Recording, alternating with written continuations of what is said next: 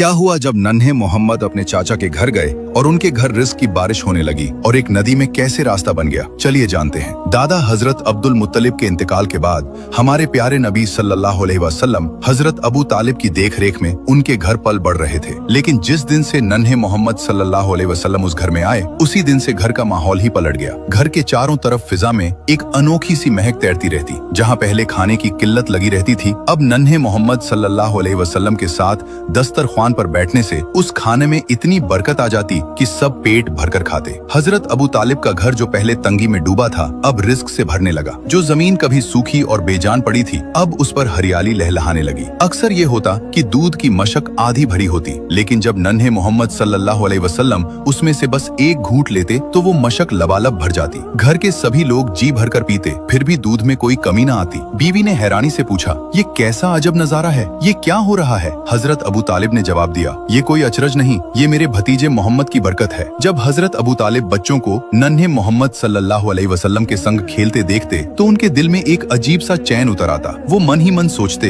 ये बच्चा कुछ और ही है, अल्लाह ताला इसे किसी बड़े मकसद के लिए तैयार कर रहा है। दादा हजरत अब्दुल मुत्तलिब का साया तो उठ चुका था, लेकिन उनकी आखिरी वसीयत पूरी हुई। हजरत अबू तालिब ने हुजूर सल्लल्लाहु अलैहि वसल्लम को अपने सगे बेटे की तरह पाला पोसा और उनके लिए अपना सब कुछ निसार करने को तैयार रहे। इसी तरह नन्हे मोहम्मद सल्लल्लाहु अलैहि वसल्लम की परवरिश हजरत अबू तालिब के घर की छाया में होती रही। जब आप सल्लल्लाहु अलैहि वसल्लम की उम्र 10 बरस हुई तो आप अपने चाचा हजरत जुबैर के हमराह यमन की जानिब सफर पर रवाना हुए। गर्म रेगिस्तान की लू में काफिले के कदम धीरे धीरे यमन की राह पर बढ़ते जा रहे थे। तभी राह में एक अनोखा वाकया पेश आया। एक वादी में एक ऊंट लोगों का रास्ता रोके खड़ा था और किसी को भी आगे नहीं जाने दे रहा था। जैसे ही उस ऊंट की नजर आप सल्लल्लाहु अलैहि वसल्लम पर पड़ी, वो अपना सीना जमीन से लगाकर बैठ गया। आप सल्लल्लाहु अलैहि वसल्लम अपनी सवारी से उतरे और उस ऊंट पर सवार हो गए। वादी के पार पहुंचने के बाद आपने उसे आजाद कर दिया। जब काफिला सफर से लौटा तो देखा कि वही वादी अब पानी से लबालब भरी हुई थी। आप सल्लल्लाहु अलैहि वसल्लम ने काफिले वालों से फरमाया,